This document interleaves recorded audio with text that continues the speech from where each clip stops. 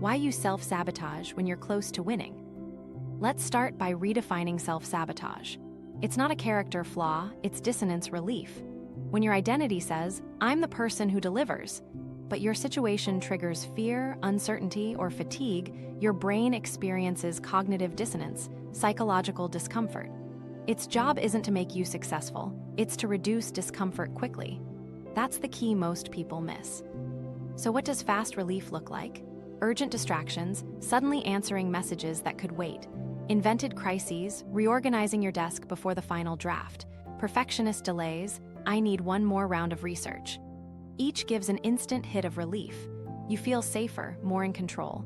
The problem? Relief gets rewarded, not results. Your brain learns when tension rises, avoidance works. This is why the pattern feels automatic. You're not choosing failure, you're choosing relief. The short-term payoff is powerful. Even a tiny reduction in tension is reinforcing, and your brain loves predictability. If it can offload dissonance now, it will, even if it costs you outcomes later. That's why you can know exactly what to do and still not start. Here's where most productivity advice fails. It tries to overpower dissonance with willpower or shame. Both spike tension. When the discomfort goes up, your brain hunts a faster exit. You double down on control, more rules, more planning, more pressure. Ironically, that increases avoidance. The loop tightens. Let me show you the loop in real life. You're close to shipping a presentation. Trigger, ambiguity on the last slide, no perfect phrasing. Dissonance spikes, I must excel versus I might get judged. Your brain seeks relief. Fast options appear, check email, tweak fonts, watch a tutorial, convince yourself you need stakeholder input. Each action lowers discomfort a notch. For a minute, you feel better. Then shame creeps in, and you protect your identity by promising stricter rules tomorrow. That promise feels like progress, but it's theater. The loop repeats. The thing most people miss is that the relief becomes your teacher. Every time you escape discomfort, you train your brain. Avoidance equals safety. That conditioning is subtle but strong. It's why, near the finish line, the stakes feel heavier and the avoidance gets smarter. Scope creep, overpolish, moving deadlines. The brain isn't sabotaging success. It's preserving self-image in the fastest way it knows. Now you might be thinking, so I should just power through? Actually, let me back up and explain this better. Forcing action in a high-dissonance state often backfires. If your move feels like a threat to your identity, like exposing imperfect work, your nervous system throws up roadblocks. Numb out, distract, or preemptively fail. The fix isn't more force. It's changing how you resolve dissonance in the first 30 seconds. Here's the shortcut nobody teaches. You don't need to feel better to act. You need to act smaller to reduce dissonance. When the step is tiny, specific, and finishable, it lowers the threat enough that your brain doesn't need to grab relief through avoidance. That's why micro-wins are so effective. They flip the script. The relief comes from progress, not escape. And that teaches a different lesson. When tension rises, action works. A quick micro story. Last week, a client kept blowing deadlines in the last 24 hours. We mapped her loop and found the exact spike. Attaching slides to the email felt like public judgment. Her fast relief was final checks that added no value. We swapped it for a 2-minute proof of progress. Paste the email subject, attach the draft, save as a scheduled send for tomorrow morning. Discomfort dropped immediately because the scariest step became a tiny, reversible move. After 3 reps, the urge to overpolish eased because her brain learned a new exit. Ship a small version. Common tells you can spot today. Urgent, low-impact tasks that appear when stakes rise. Endless prep that never converts to output. Perfecting inputs instead of producing checkable units. Moving goalposts as the deadline nears. Each is a relief valve. Seeing it kills half its power. If you remember nothing else, remember this. Self-sabotage is a relief strategy, not a moral failure. That reframe matters. Shame amplifies dissonance. Clarity reduces it. When you know your brain's goal is to end discomfort fast, you can offer it a better path, microactions that deliver relief through progress. This leverages the core of dissonance theory. Align behavior with valued beliefs to reduce tension without resorting to justification. The reason this works is simple. Dissonance reduces when beliefs and behaviors realign.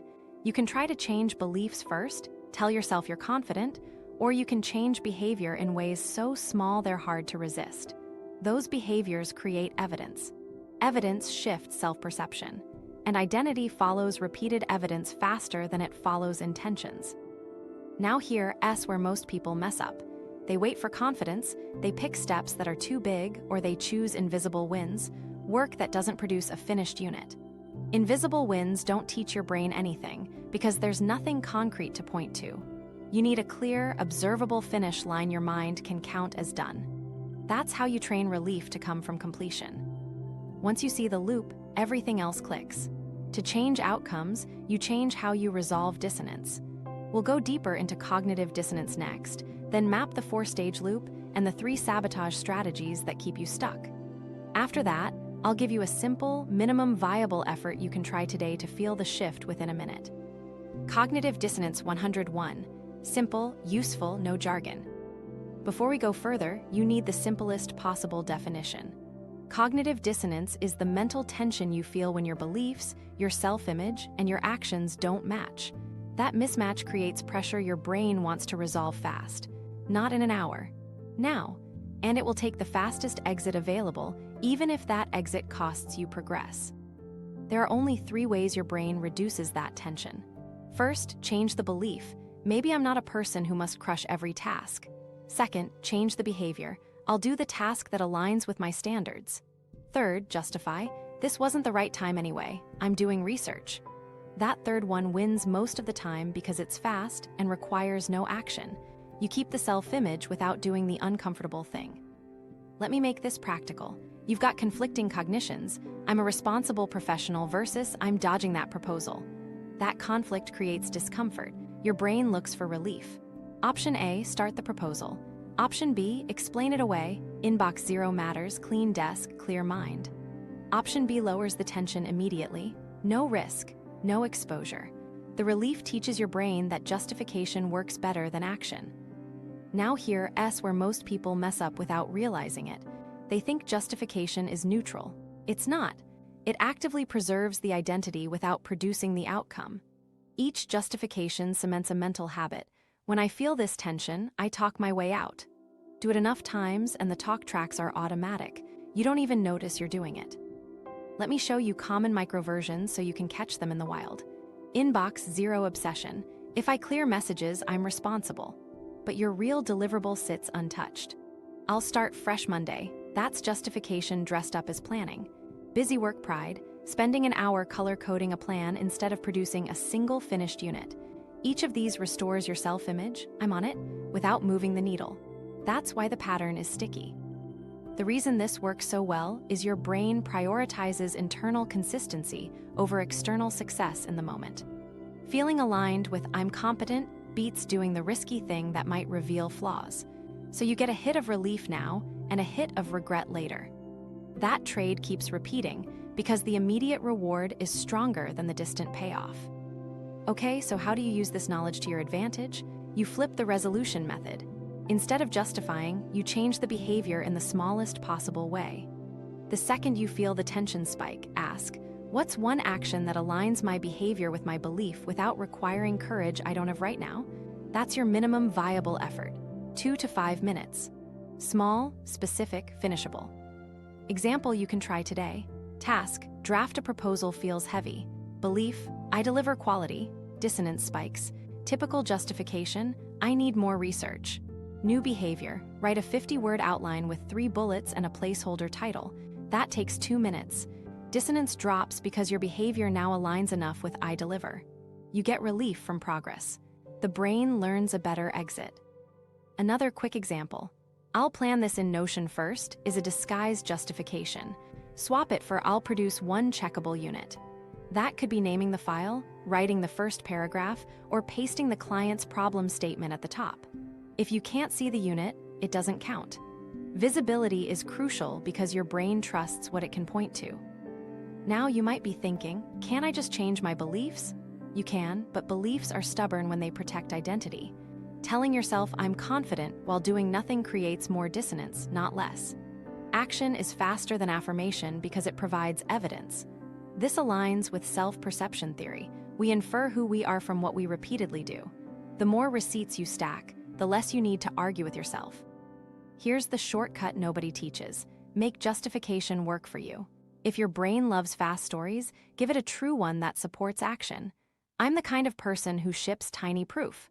Then prove it with a micro-action immediately. Story plus evidence equals alignment, and alignment kills dissonance without the crash. Common mistakes to avoid: over-explaining the feeling instead of acting, trying to feel ready before you move, choosing invisible wins, thinking, researching, organizing without producing a finished fragment, and moralizing productivity, I should try harder, which spikes tension and drives you right back to justification. Replace try harder with produce 1 unit. Quick check you can use right now. Ask, what are the 2 clashing thoughts? What exit am I reaching for? Change belief, change behavior, or justify? If you're about to justify, pause and run the 2-minute version of the real work. Then capture a visible mark, a check mark, a timestamped note, a saved file. That mark becomes evidence for next time, making the action exit easier to choose. Once you grasp this, everything else will do builds on it. Dissonance isn't the enemy. It's a signal to realign with small proof. In the next section, we'll hit the identity side, the hard worker story, and why it quietly drives you to choose relief over results. Then we'll map the exact loop so you can spot it and break it in under a minute. The hard worker identity, your hidden source of burnout. Before we map the loop, we need to expose the engine driving it, the hard worker identity. It sounds positive, disciplined, reliable, gritty, but here's the trap. I'm valuable when I'm grinding. That's a condition of worth. Your self-respect hangs on visible effort, not meaningful outcomes. When worth depends on effort, rest feels like failure, and results never feel like enough. The thing most people miss is the difference between effort signaling and outcome producing. Effort signaling is about proving you're working. Long hours, extra polish, countless revisions. Outcome producing is about moving the result forward with the least necessary effort. If your brain believes effort is the currency of value, it will choose the longer path, even when a shorter, smarter path exists. That pattern correlates with higher burnout risk in perfectionistic strivings and concerns. Let me show how this identity creates dissonance. Belief: I'm a hard worker who always gives 110%. Reality: the most effective move right now is a 2-minute action. Dissonance spikes because 2 minutes doesn't feel like enough to maintain the identity. So you inflate the task, overcomplicate the plan, or avoid starting until you can do it right. Ironically, the identity that was supposed to motivate you becomes the reason you stall. Rest guilt is the loudest symptom. If you stop early or take a break, the identity whispers, you're slipping. That moralizes productivity. Work becomes virtue, rest becomes vice. The result is a brittle system that only functions under pressure and urgency. The moment things get easier or ambiguous, your drive collapses because it's not being fed by crisis. You associate ease with laziness, so you unconsciously recreate difficulty, overcommitting, overpolishing, overpromising. Here's where it clicked for me and many clients. Identity should be flexible and behavior-led, not performance theater. Flexible identity sounds like, I'm the kind of person who creates useful outcomes efficiently. It's anchored to evidence you can produce daily in small units, not to how hard you look like you're trying. When identity follows evidence, you can take rest without guilt because rest supports output, not your image. Now you might be thinking, but hard work got me here. True, effort matters. The problem is rigidity. When hard worker becomes a fixed costume, you start optimizing for appearances, late nights, heroic saves, even when a quiet, efficient process would win. That's why you feel stuck doing work that looks like work. Elaborate plans, perfect formatting, endless research. It preserves the identity without guaranteeing the result. Let's make this practical with a quick comparison. Effort status talk: I need to try harder. Outcome language: I'll produce 1 checkable unit. The first keeps the identity intact but offers no target. The second gives you a finish line your brain can hit. Switch your metric from time spent to units shipped. You'll feel a jolt of dissonance at first because it threatens the old self story. That's good, that's the doorway to change. A micro story: a founder I coached wore I outwork everyone like armor. He was always on, but shipping lagged. We swapped his daily brag metric from hours logged to 3 checkable units. In 2 weeks, his hours dropped, output rose, and most important, his rest guilt eased because his identity had new proof. He's an outcome builder. He didn't become lazier, he became clearer. Another tell that your identity is rigid: harsh self-talk after misses. I'm slipping turns into stricter rules, earlier mornings, longer blocks, no breaks. That's identity protection, not improvement. It spikes dissonance, so your brain hunts relief in avoidance. You repeat the loop, promise more effort, crash, shame, repeat. The fix isn't tougher rules. It's a different scoreboard and smaller, visible wins that your identity can't deny. Let me show you exactly how rigidity feeds burnout. Rigid identity requires constant proof. Proof requires time. Time becomes the badge, but time is a terrible proxy for value. When you tie worth to time, you'll resist fast solutions and resent rest. Over weeks, the math breaks, more hours, fewer wins, rising exhaustion. Burnout isn't a personal weakness, it's a predictable output of the wrong metric. So what do you do instead? Make identity follow behavior via minimum viable effort. Your new story is, I produce useful, checkable progress in small, reliable units. Then prove it daily with 2 to 5 minutes at the front of each block. Visible evidence reshapes self-perception. With repetition, the brain updates. Relief lives in progress, not in performance theater. Rest becomes fuel because it supports the next proof. If you remember nothing else from this section, remember this. A good identity is a container, not a cage. When it's flexible and evidence-led, it lowers dissonance, reduces shame, and makes finishing feel safe. When it's rigid and effort-led, it inflates dissonance, rewards appearances, and drives you toward burnout. Next, we'll map the 4-stage dissonance cycle so you can see exactly where your hard worker story hijacks your day and how to break it in under a minute. The 4-stage dissonance cycle, map the loop. Let's map the loop so you can spot it in real time. 4 stages, and yes, they fire fast. Once you can label them, you'll cut their power in half and choose a different exit. Stage 1 is the trigger. It's usually some mix of uncertainty, stakes, or ambiguity. The task isn't fully defined, the scope got bigger, or there's visible judgment on the other end. Think, unclear brief, missing data, conflicting feedback, or a fuzzy done. Your nervous system interprets ambiguity as potential threat, especially if your identity is tied to excellence. The thing most people miss here is that nothing bad has happened yet. It's just uncertainty, but your brain starts bracing. Stage 2 is the dissonance spike. Inside your head, 2 thoughts collide. I must excel versus I might fail, freeze, or be exposed. That clash is the discomfort. It's not laziness, it's cognitive dissonance. The spike feels like urgency, restlessness, or a sudden need to do anything else. If your hard worker identity is rigid, the spike hits harder because less than perfect feels like a threat to who you are, not just what you do. Now here's where most people mess up. They try to argue with the feeling, but the spike is faster than logic, which takes us to stage 3, fast relief. Your brain scans for the quickest exit. 3 favorites show up: distraction, perfectionism, and overplanning. Distraction can look productive, inbox, calendars, settings. Perfectionism masquerades as quality, one more pass, and overplanning feels smart. Let me design a better system. All 3 reduce tension now without committing to the exposed action. They're easy because they're safe. Stage 4 is shame plus identity protect. After the relief, time slipped. You didn't move the real work. Shame bubbles up. To protect your self-image, you promise harsher rules, earlier alarm, longer block, 0 breaks, new tool. That promise feels like progress, but it's theater. It raises tomorrow's stakes, which makes triggers bigger, which makes the next spike worse. Each loop tightens the identity trap. More rules, less safety, weaker follow-through. Quick checkpoint summary so it sticks. Stage 1, trigger uncertainty. Stage 2, spike identity clash. Stage 3, fast relief, avoidance in disguise. Stage 4, shame, harder rules to protect image. Repeat. Every pass teaches your brain that avoidance ends discomfort, so it becomes the default. Now let me show you how this plays out on a common task. You need to send a proposal update. Trigger. The client's priorities shifted, your outline isn't right anymore. Spike. I deliver top quality meets, I'm not sure what they want. Fast relief. You open Slack, tidy folders, tweak your Notion dashboard, skim 3 articles for context. 10 minutes later, the pressure drops a notch. Then shame. Why do I keep doing this? Identity protect. Tonight I'll stay late and nail it. Tomorrow, the trigger returns bigger because now there's time pressure. Same loop, tighter.